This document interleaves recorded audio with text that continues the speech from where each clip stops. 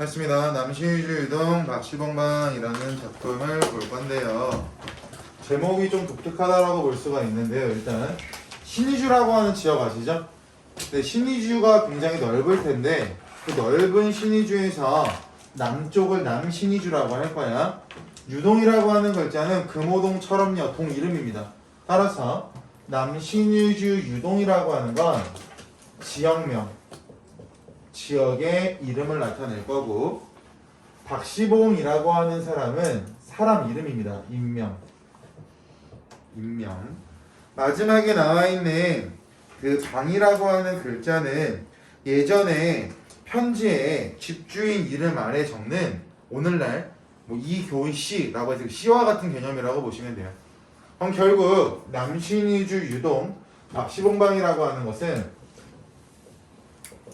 편지의 발신인 주소의 형식이라고 볼 수가 있겠죠. 발신인이라고 하는 건 보내는 사람. 그러면 당연히 제목에서 나와 있는 것처럼 이 작품은 편지글의 형식이 될 겁니다.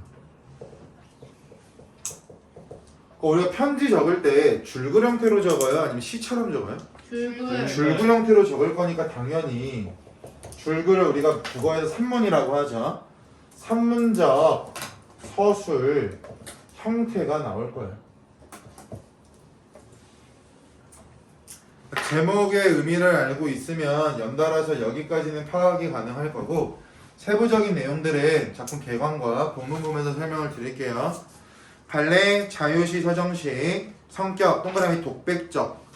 편지라고 하는 건 내 속마음을 이야기하니까 마치 혼자 말하는 것처럼 독백적인 느낌을 줄 거고, 반성적이라고 하는 건 내가 어떻게 살아왔는지를 돌아보니까 반성적이겠죠? 세 번째, 의지적, 동그라미. 주제 보세요. 무기력한 삶 세모 쳐보시면 무기력한 삶이라고 하는 건 굉장히 나약한 삶이라고 생각하셔도 됩니다. 살아가는데 의욕도 없고 의지도 없는 삶을 무기력한 삶이라고 할 거고, 이러한 삶에 대해서 뭐 했대? 밑줄 반성. 그럼 반성하면 태도 변화가 있어야 돼요? 태도 변화가 없어야 돼요? 있어야 돼요. 그리고 태도 변화가 생기려면 의지가 들어갈까 안 들어갈까?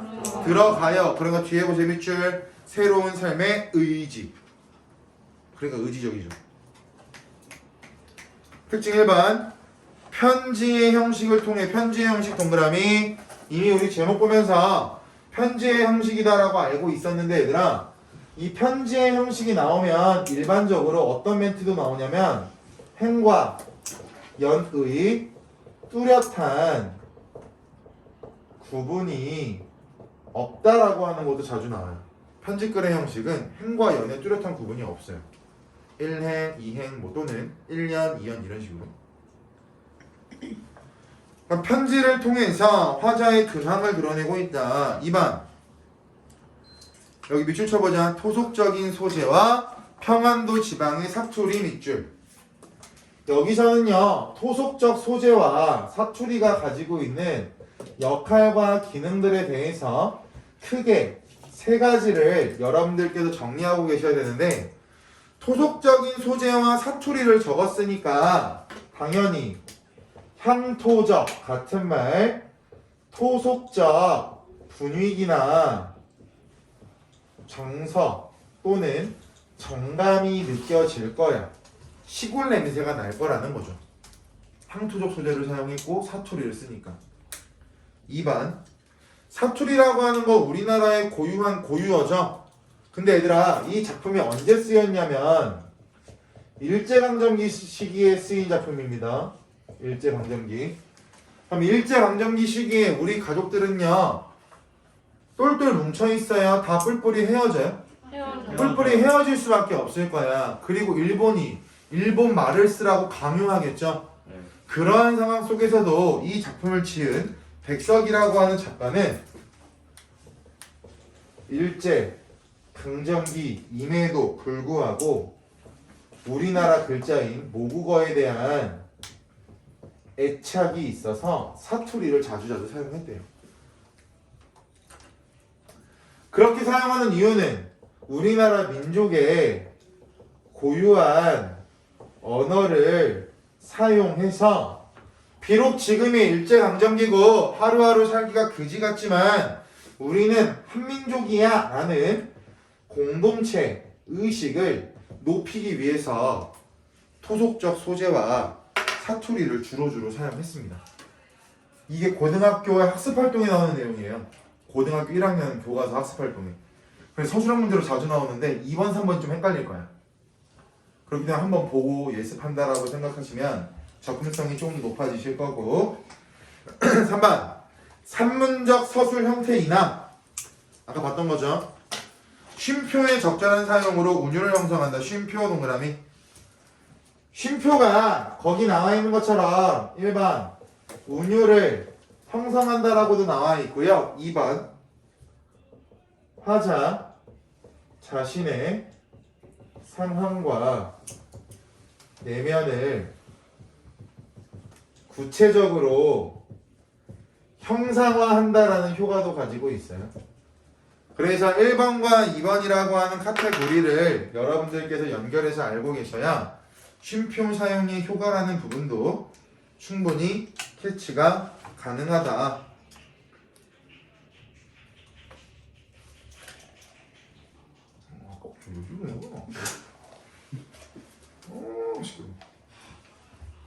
본문 가겠습니다.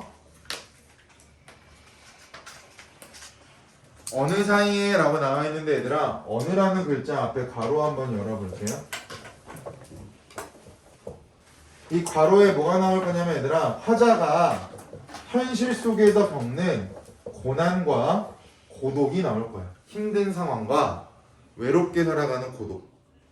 그런데 이 상황이 발생하는 이유가 뭐냐면 현실적 문제로 인해서 고향을 상실하고 가족들과 다 헤어지는 공동체 해체의 비극이 나올 겁니다. 가족 공동체. 여기서 말하는 현실적 문제라고 하는 건 아까 말씀드렸던 것처럼 일제강점기. 일제강점기 시기에 겪는 고향을 상실한 모습과 그리고 가족 공동체가 일본으로부터 도망가던 과정에서 뿔뿔이 흩어진 모습들이 나올 겁니다. 우리가 지난 시간에 배웠던 고향 앞에서라는 작품과 좀 비슷한 맥락이 되겠죠. 일제강점기 시기에 황폐해져 버리고 삭막했던 고향의 모습을 떠올리는 것처럼 이 작품도 일제강점기를 배경으로 하면서 고향을 상실한 떠돌이 생활을 하는 그런 화자의 모습이 등장할 겁니다. 어느 사이에 나는 나라는 글자 나왔네 얘들아. 동그라미 치셔야죠. 나라는 글자 나오면 시적 화자는 작품 속에 등장한다 등장하지 않는다 등장한다. 얘를 우리가 뭐라고 하냐면 겉으로 드러나는 화자다 라고 해서 표면적 화자라고 설명을 하죠. 표면적 화자. 나는 아내도 없고 아내랑 헤어졌네요. 또 아내와 같이 살던 집도 없어졌대요. 그리고 살 때란 여기 밑줄 부모며 동생들과도 멀리 떨어져서 밑줄 쳐보시면 화자의 처지죠. 화자의 현재 처지. 그럼 가족과 잘 살고 있다야 가족과 뿔뿔이 흩어졌다야? 뿔뿔이 흩어졌다. 내 주변에 남아있는 사람은 아무도 없는 거죠. 나밖에 없는 거야. 혼자. 그러니까 아까 괄호 열고 괄호 닫는 부분에 고독이라는 글자를 적어놓은 이유가 이 부분 때문이 되겠죠. 그 어느 바람 새인 새인이란 두 글자 가로 쳐볼까요? 새인이란 두 글자는요 원래 어떻게 쓰는 거야? 바람이 세다니까 센이라고 적어야 될 거예요. 그죠? 작가가 맞춤법을 의도적으로 틀렸네. 무슨 어용? 시적 허용. 시적 허용. 그 어느 바람이 센 쓸쓸한 거리 끝에 헤매이었다까지 가로 닫아보시면 거기까지가 현실에서 경험하고 있는 화자의 고난과 고독이 되겠죠. 그리고 거기 밑줄 한번 쳐볼래 얘들아? 바람 쐬인 쓸쓸한 거리 끝에 헤매이었다. 바람 쐬인 쓸쓸한 거리 끝에 헤매이었다 밑줄 쳐보시면 마찬가지. 거기서도 화자의 처지를 알 수 있는데 화자는 집이 있어? 집이 없어? 없어요. 집이 없으니까 타지 같은 말 객지에서의 방황을 하고 있죠. 떠돌이 생활, 방랑을 하고 있다라고 해도 되고요.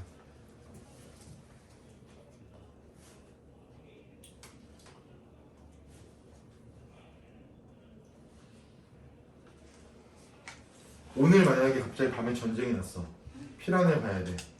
그럼 부모님 손잡고 가다가 채은이네가 좀 대가족이지, 채은아. 네. 가족 구성원이 많지. 어떻게 하셨어요? 네네. 관심. 그럼 전쟁이 났는데 채은이네 가족이 대가족이라고 했잖아요.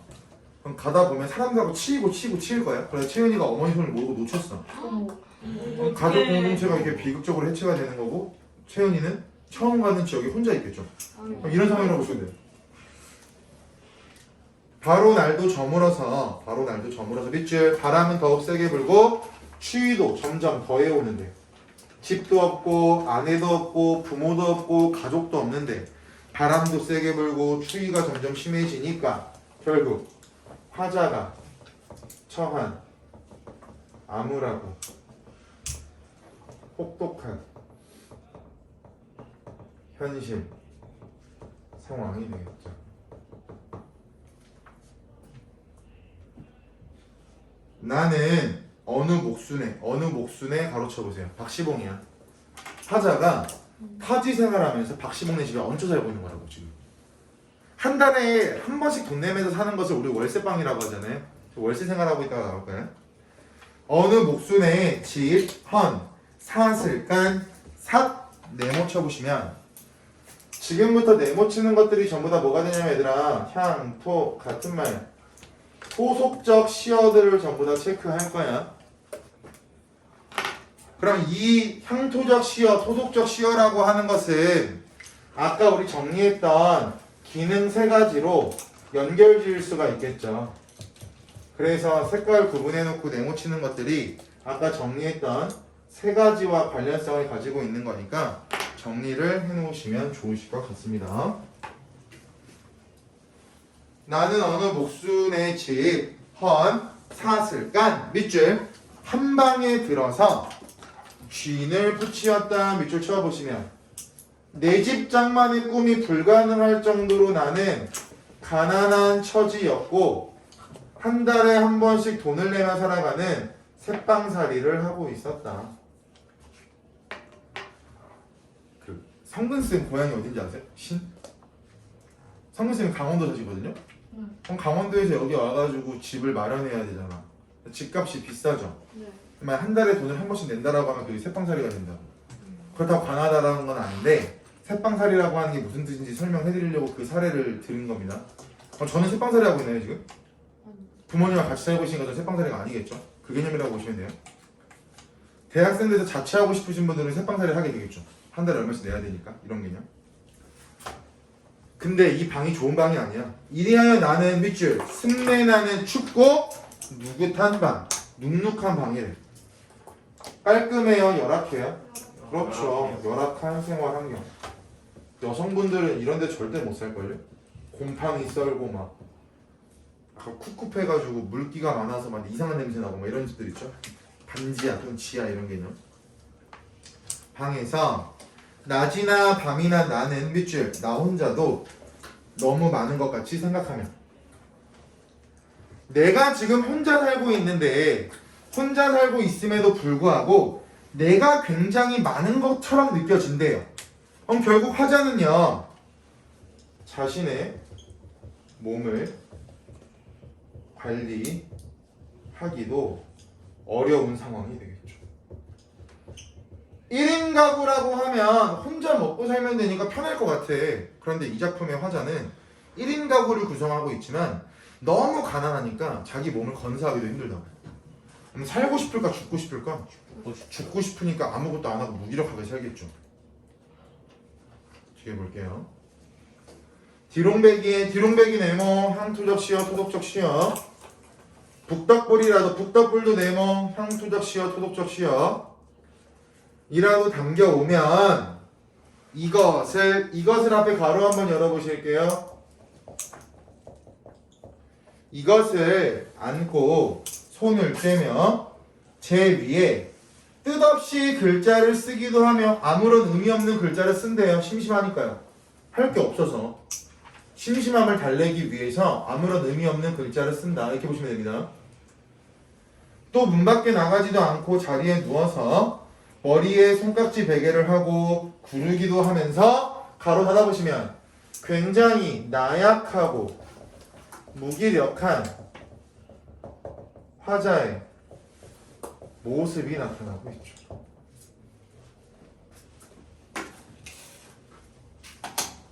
근데 이게 여기서는 무기력하고 나약하지만 우리가 바라는 사람 아니에요? 뭔 느낌인지 아시죠? 놀고 먹어도 되는 사람. 돈만 있다면. 나는 밑줄 내 슬픔이며 어리석음 밑줄 쳐보시면 슬픔과 어리석음이라고 하는 게 지금 바로 화자가 느끼는 화자의 정서, 즉 화자의 현재 정서가 되겠죠. 화자는 자신의 삶에 대해서 굉장히 슬퍼하고 있고요. 자기가 이렇게 살아가는 건 좀 어리석다라고 생각도 하고 있나 봐요. 어리석음 이멸을 밑줄 소처럼 연하여 새김질하는 것이었다 밑줄 쳐보시면 소가 되새김질한다라고 하죠. 여기서 말하는 새김질이 그 되새김질이라고 보시면 됩니다.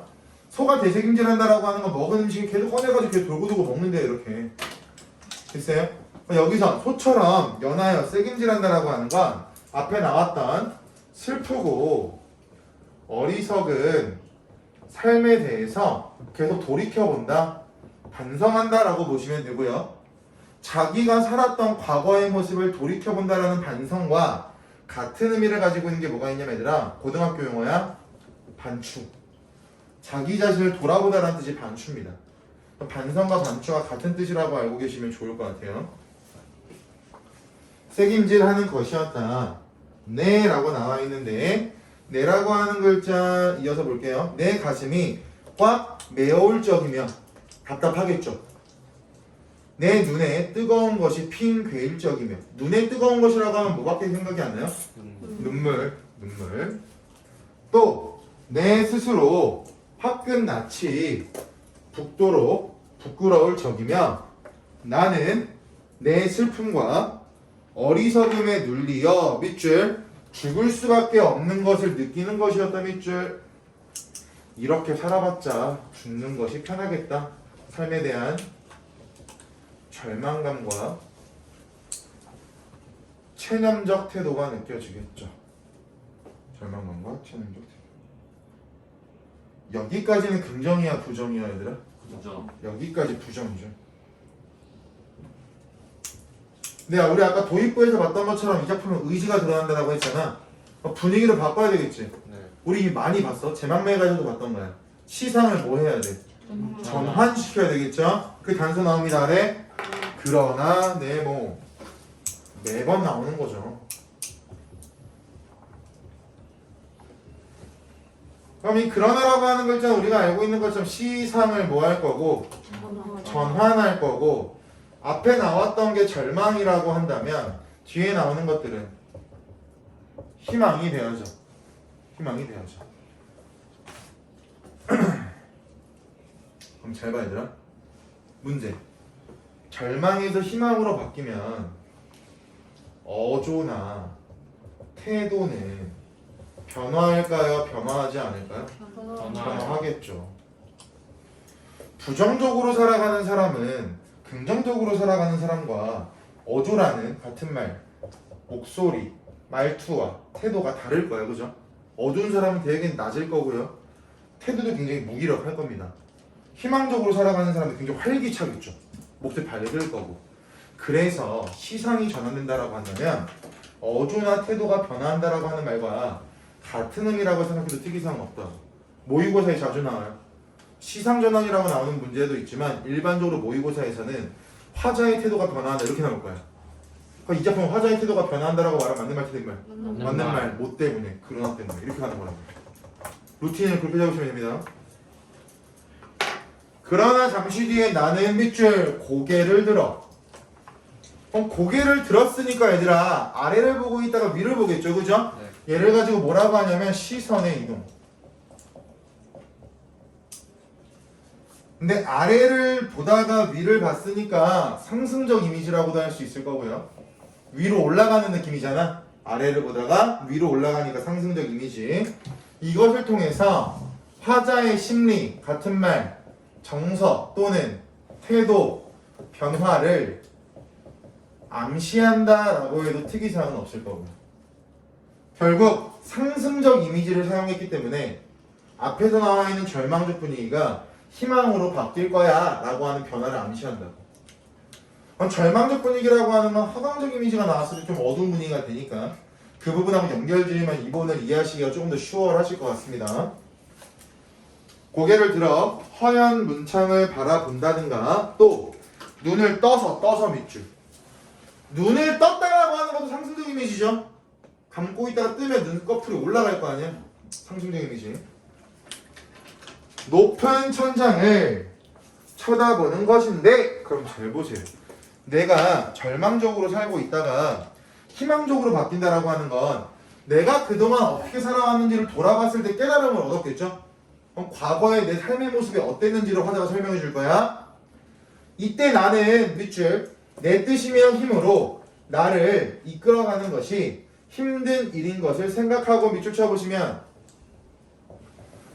화자는 현실을 자각했어요. 내 몸을 나의 의지대로 끌고 가는 게 힘들다 같은 말 무기력한 자아를 인식했죠. 여러분들이 학교를 가야 되는 상황에서 경험할 수 있어요. 무기력하다라고 하는 걸. 아침잠 많으신 분들 아침 학교 가기 힘드시죠? 부모님께서 이제 머리끄댕이 예를 들어서 막말로 머리끄댕이 자꾸 끌고 간다고 생각해보세요. 무기력한 여러분들을 깨우는 부모님의 행위가 될 거야. 이런 식으로 생각하고 이것들보다 밑줄 더 크고 높은 것, 더 크고 높은 것은 뭐냐면 운명. 나의 의지보다 더 높고 큰 게 운명이죠. 더 크고 높은 것이 있어서 밑줄 내 마음대로 나를 마음대로 굴려가는 것을 생각하는 것 밑줄 쳐보시면, 즉 내가 무기력하다라고 하는 걸 인식했는데 내가 이렇게 무기력하게 살아갈 수밖에 없는 이유는 뭐 때문이다? 운명 때문이다라는 운명론적 세계관 또는 가치관, 운명에 대한 인식이 드러난다라고 해도 되겠죠.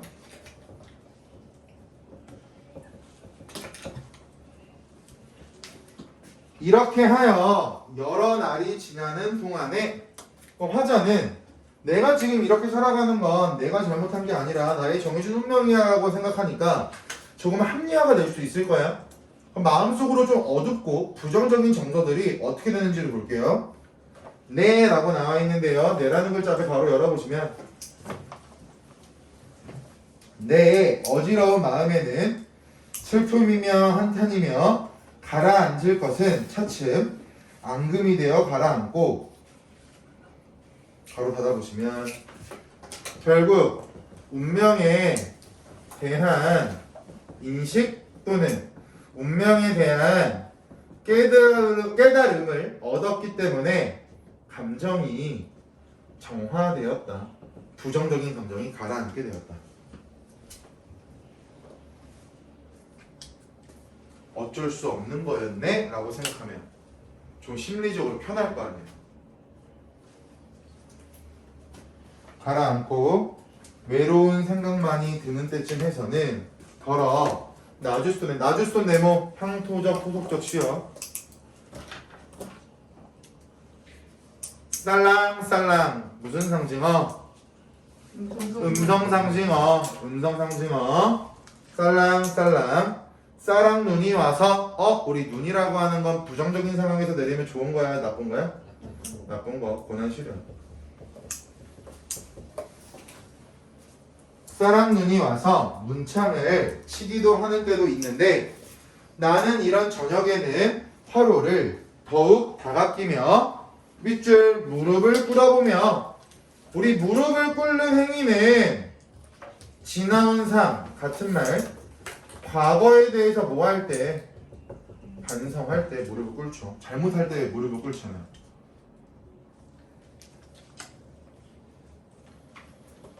무릎을 꿇어보면 어느 먼 산 뒷옆에 바우섭 네모. 바우섭도 마찬가지 향투적 시어요.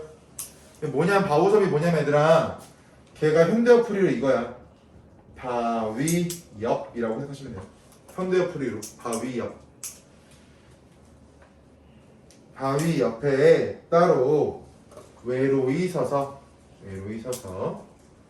어두워 오는데, 그럼 어두워 오고 있으니까 밤이네. 그럼 밤이라고 하는 건 긍정이야 부정이야? 여기서 부정이 될 거니까 고통과 시련이 다가오고 있다라고 해석해도 되겠죠. 어두워져 오는데, 즉 고통과 시련이 오고 있는데 하이안이 눈을 맞을 그 마른 잎새에는 그럼 나무가 나오겠네요.